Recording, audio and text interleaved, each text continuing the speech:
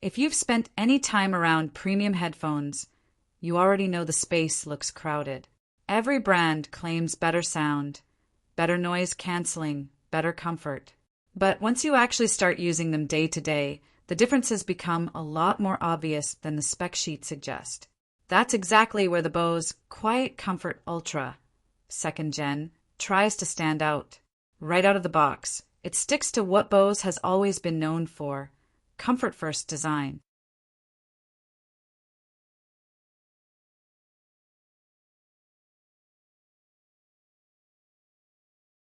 The fit feels natural almost immediately.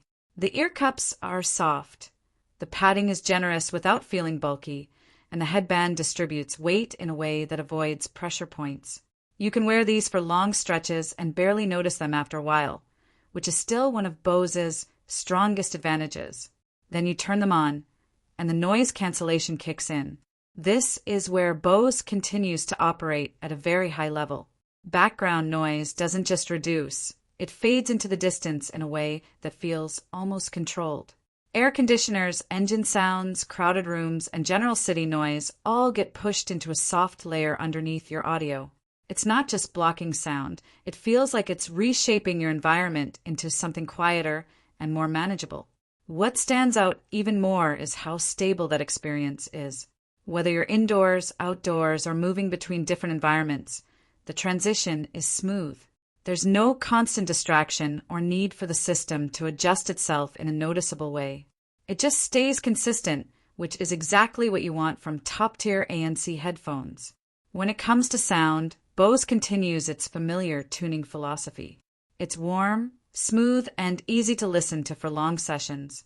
The bass has presence without overpowering everything else, and the highs are softened to avoid harshness. This isn't a hyper-detailed studio monitor type of sound. Instead, it's designed for long listening without fatigue.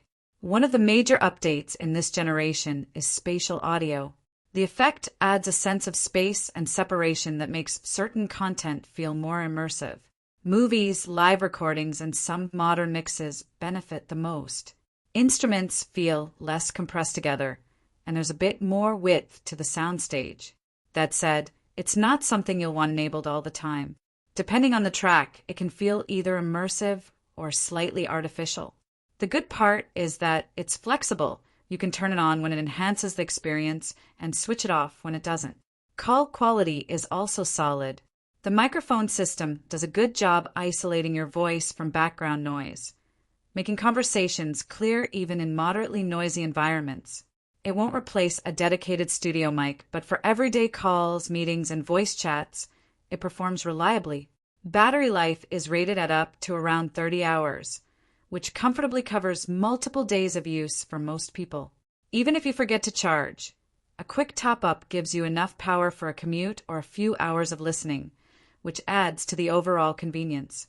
What ties everything together here is Bose's focus on refinement rather than reinvention. The QuietComfort Ultra doesn't try to completely redefine what headphones are supposed to do. Instead, it improves the parts that matter most in daily use: comfort, silence, and consistency. In a market where Sony, Apple, and others are constantly pushing aggressive feature sets, Bose takes a more controlled approach. It leans into the idea of disappearing headphones, gear that doesn't demand attention but quietly delivers a premium experience in the background. For users who value comfort over complexity and silence over spectacle, this approach still makes a lot of sense. It's not about being the loudest or most feature-packed option. It's about being one of the most effortless to live with.